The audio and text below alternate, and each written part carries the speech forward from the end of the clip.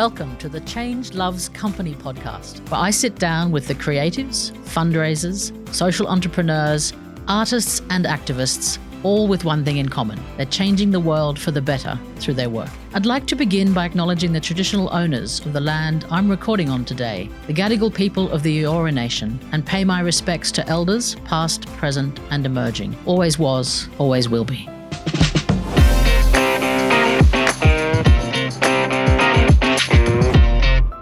Adam Verwey has a passion for using capital in a way that seeks to create systemic change on climate change and inequality.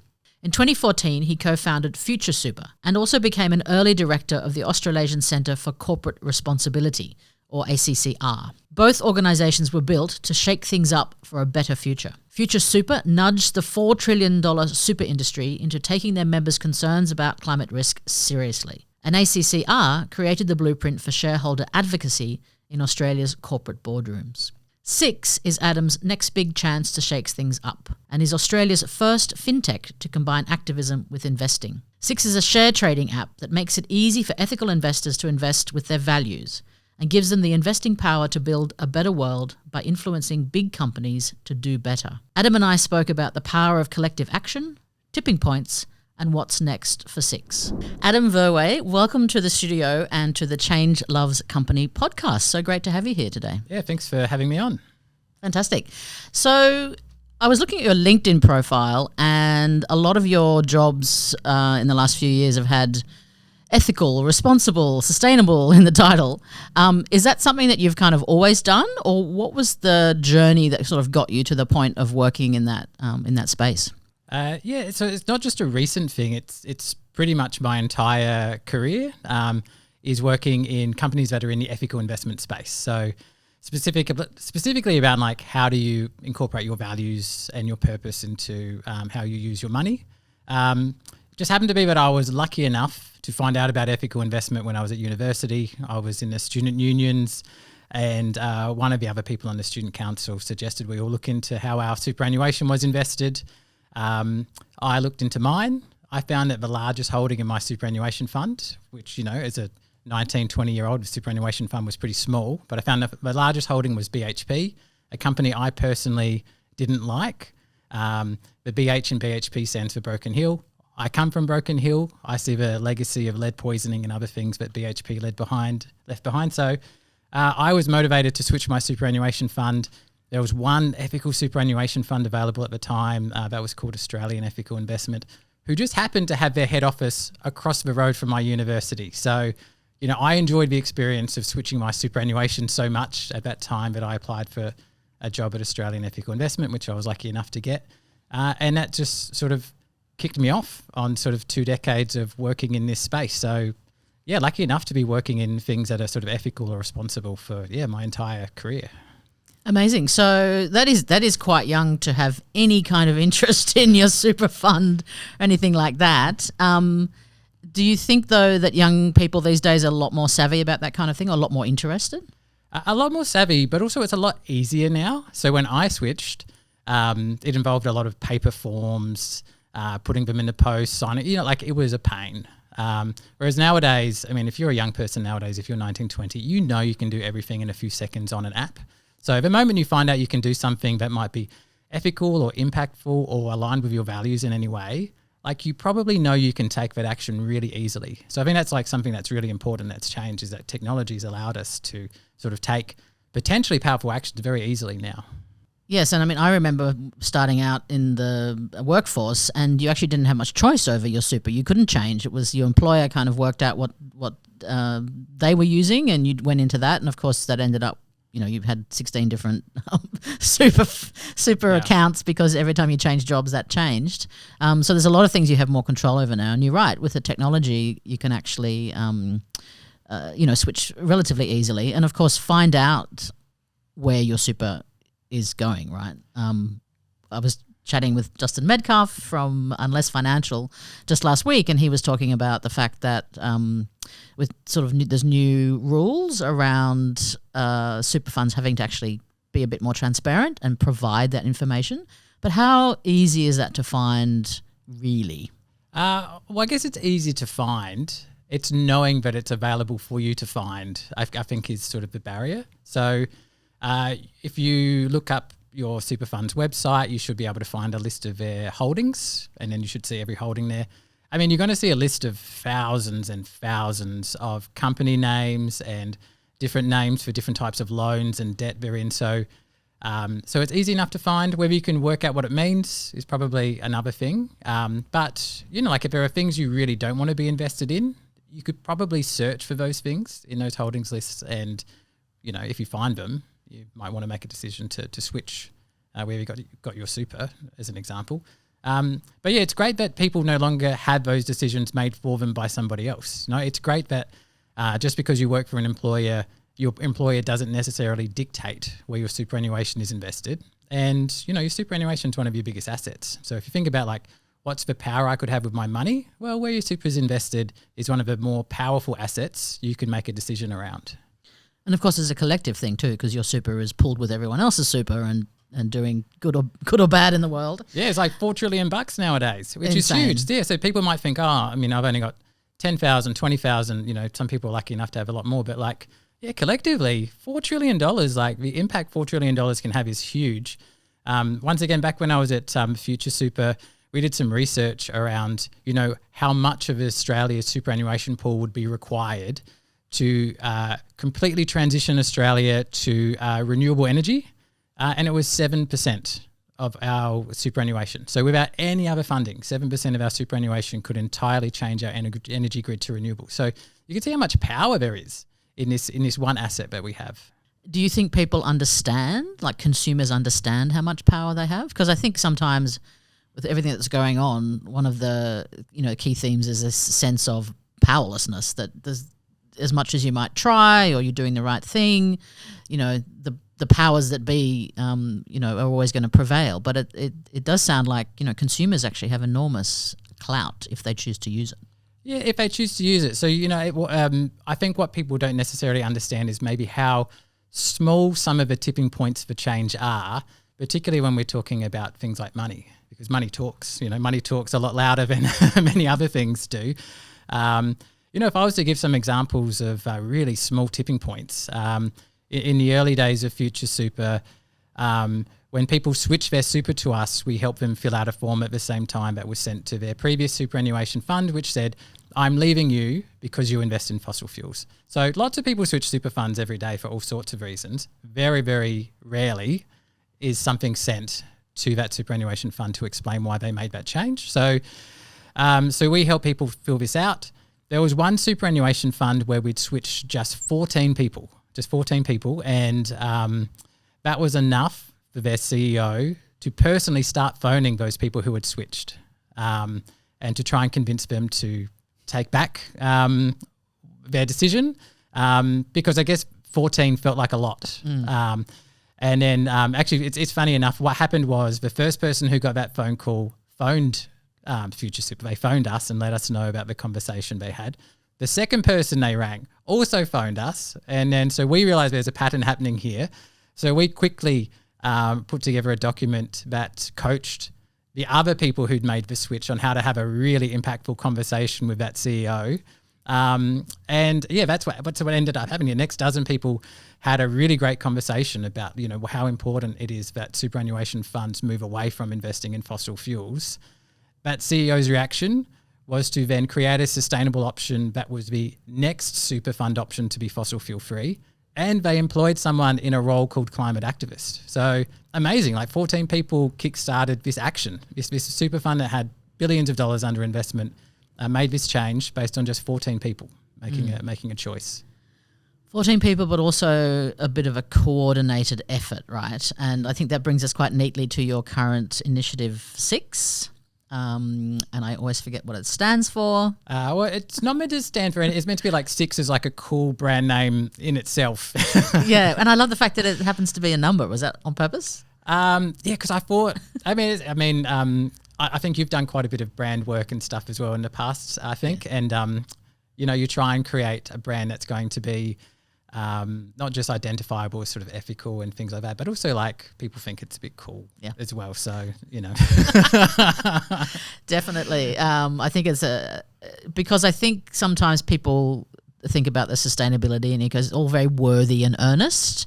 And actually, if you look at brands like Who Gives a Crap or Zero Co, they managed to bring that fun side of things to the consumer to make you feel, good about what you're doing in a moral sense, an ethical sense, but also, it rivals the experience the sort of high you might get consuming something maybe not so ethical. So tell me about Six and how it came about and what you're trying to achieve with it. Yeah, so the easiest way to describe what Six is that it's like an ethical version of CommSec. So it's a share trading platform. People can use it to buy and sell shares that are listed on the Australian Stock Exchange. Lots of people have share trading accounts nowadays. But Six is the only one that's targeted towards ethical and impact investors.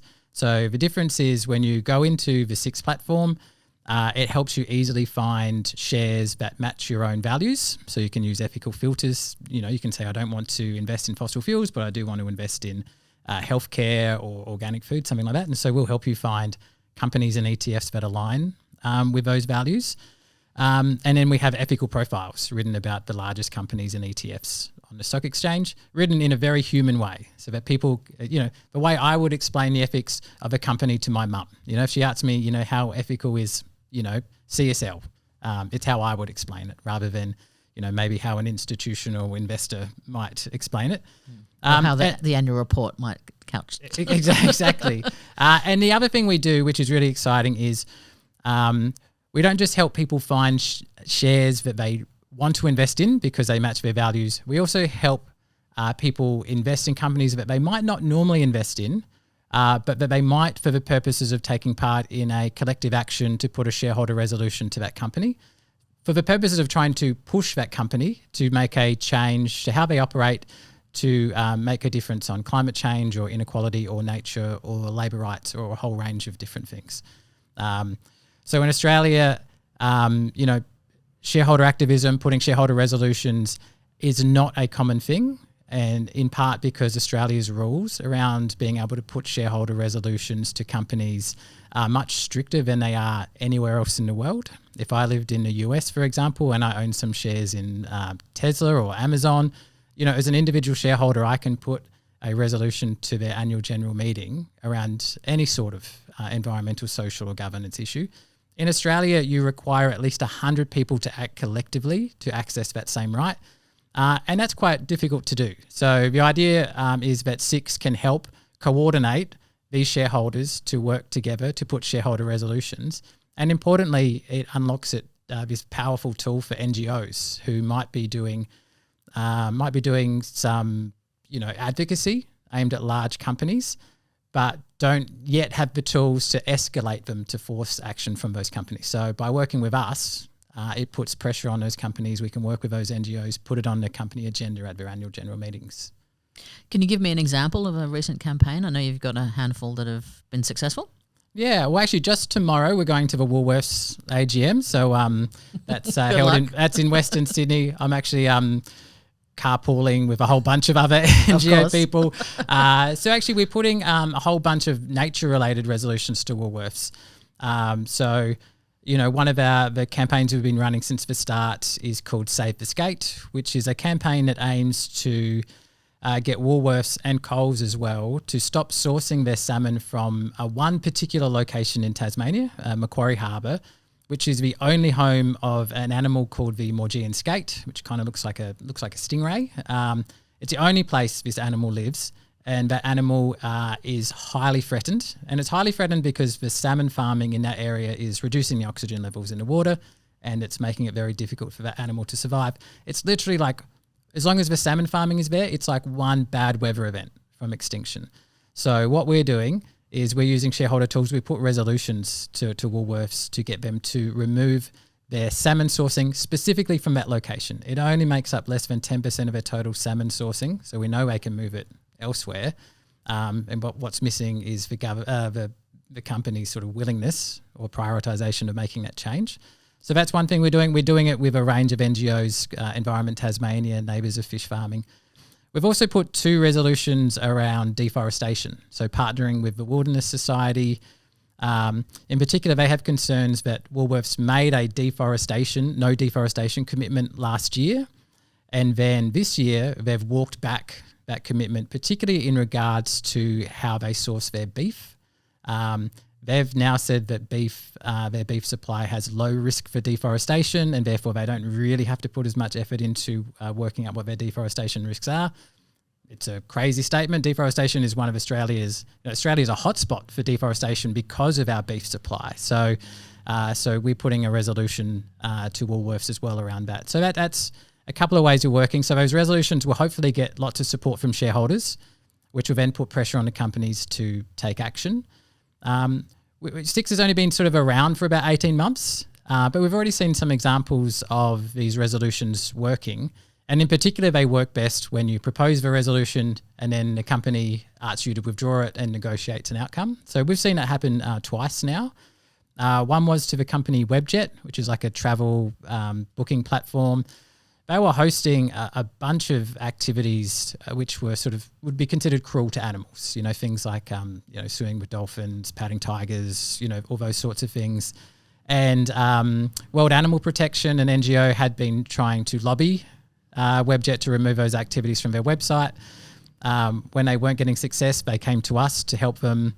And pretty much within 2 weeks of us working together with World Animal Protection, Webjet conceded and started working with World Animal Protection to remove those activities from their website and create an animal protection policy, which is a really great outcome.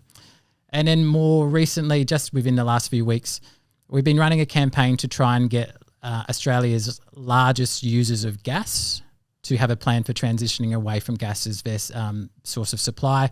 One of the companies we'd been speaking to is, the pharmaceutical company CSL, and they asked us to withdraw the resolution, and they instead made a public statement saying they're committed to moving away from gas for their energy supply, particularly in Victoria. So those are two ways these are really successful. My hope is after the Woolworths AGM, we're going to get a very strong vote, and Woolworths is going to negotiate with us so that we don't have to put these resolutions again next year, but they'll take some action that could, one, help save the skate and also prove that they're taking deforestation seriously. There seems to be a little bit of an irony here where if you want to put a resolution, you have to be a shareholder, but you might not want to be a shareholder of a particular type of company. So to what extent do you think that sort of working from within, if you will, changing the system from within is important versus kind of, walking away from certain types of companies, just not even consuming or from them, like say boycotting or something like that? Yeah, it's because sometimes in the financial services space, it's there's this view that divestment, which is choosing not to invest in things, and then sort of engagement and shareholder tools are sort of opposing things. Whereas I feel like those things can sit side by side. So I feel like, in your superannuation, for example, well, one, I think it's important to protect your money from the risks of fossil fuels in the future. So I think there's a good financial argument to say that those are bad investments, if we're looking at the long term. But also, divestment, particularly when you do it as part of a movement, plays a great role in terms of reducing the social license of those companies. When you do it as part of a movement and you've got a whole lot of people saying, I care so much about action on climate, on stopping fossil fuels, that I'm willing to move where my money's invested, that can be quite a powerful thing to do, whether it's individuals or whether it's institutions who do that as well. At the same time, holding sort of a minimum amount of shares in a company to push for change from the inside, that can sit side by side. They're not opposing things. Your values are the same. Like you want action on climate, you can do that through divesting your super fund, and you can also do it from holding a small amount of shares in a company exposed to fossil fuels. The values and the purpose are the same. They're just different tactics. That makes absolute sense. So I understand you're inviting people to now invest in Six. Tell me a little bit about that. Yeah, so obviously you can invest through Six as a platform. You can use it to buy shares in companies and ETFs.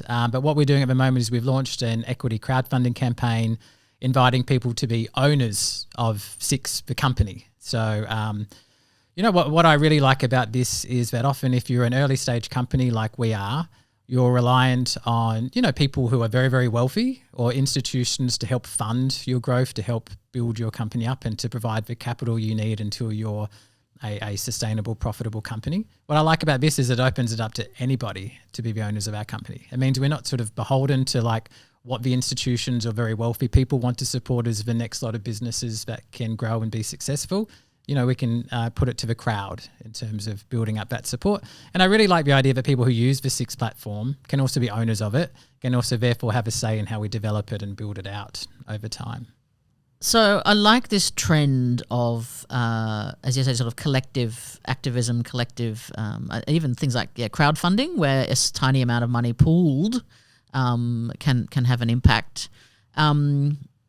What are some of the other things that are going on in the financial world in particular that might shock people if they knew about it, but also that are kind of cause for optimism? I think in terms of something that might shock people, and maybe it's not necessarily financial as much as it is corporate, but I think the way that some very, very large and powerful companies are acting in terms of pushing against and being aggressive towards their own owners of their company is quite upsetting. One of the good things about using shareholder tools is usually this is about working in a way that's within a company's normal way of operating and making decisions. What we've seen from some companies, particularly like large fossil fuel companies, is that they're deciding that they don't want to listen to even the owners of their own company about how they operate. So, one of the ways left to make these companies accountable, they're really pushing against. Even in terms of, hearing stories from some of the big fossil fuel companies in Europe and the US, companies like Shell and Exxon, using surveillance of their own shareholders who they think might raise environmental or social issues at their AGMs, frisking people on their way into the AGM if they think that they might be asking questions that are not, what the board would like asked. It's really concerning that if you're an owner of a company, that the company itself no longer feels that it needs to be accountable to you, that it can treat you in that way. Well, particularly since a lot of their argument over the years has been, we're all about creating shareholder value, and now they're like, oh, shareholders are a bit pesky if they have an opinion. It sounds to me, though, that it's a bit of a doubling down, like it's they're desperately holding on to the power that they have. And again, are we sort of going to see a tipping point soon where that sort of desperation makes things worse for a while, but actually things will change? Yeah, I mean, I'm hopeful that this is like the last desperate fight for them to maintain the status quo. But obviously that also relies on us recognising that and not allowing those sorts of actions to continue. I think the one thing that is a bit concerning is, the state capture that large companies can have. So, we would normally rely on governments and regulators to crack down on that sort of thing. And so we just got to hope that that's part of the mix that happens. But yeah, I guess if I was to think about optimism, you kind of know you're having some success when people are pushing back, when companies are fighting back in these kinds of ways and using these sorts of tactics. Yeah, it's a bit like when you accuse someone of something and then they... I kind of am thinking about some of the stuff I binge watch here, but someone is accused of something and then they react. It's like, well, you've kind of proved that we're right. Yeah. If you just laughed it off and went, it's not true, you'd go, oh, okay, fine. So Adam, you've just had a child, little boy. I can't imagine it's necessarily changed the way you see things, because obviously you're already been working in this space for a long time, but does it increase the urgency of what you're doing, or how has it changed your outlook, if at all? Yeah, I mean, I think I've always been pretty motivated by the urgency of a situation around. I mean, that's one of the reasons why I'm very focused on climate and inequality, because in terms of urgency, these, climate and inequality are sort of growing at a rapid rate, and there's only like so long you can act before the potential damage is too great. But yeah, I guess also, I am someone who's been concerned about what our world looks like with the impacts of climate change that are already locked in. And, and I've been hearing this from parents for years, and now having a child of my own who's only a few weeks old, I can feel it myself. I think about, hey, what's the planet going to be like in 40 years' time when my child's the same age as I am now? And, if I think about it too hard, it feels very worrying. I think... generally, I like to be an optimistic person, and what I like to focus on to try and not get depressed about what might happen is to think, well, actually, I'm going to try and be powerful in every way I can now, and focus on that.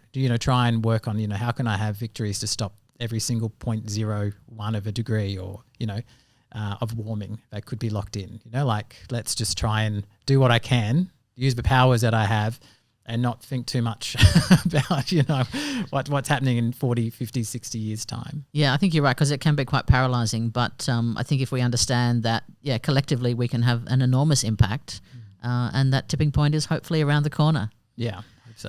Adam, it's been lovely having you on Change Loves Company today. Thank you so much for joining us in the studio, and good luck with Six and particularly with the crowdfunding investment. Great, thank you very much. Cheers.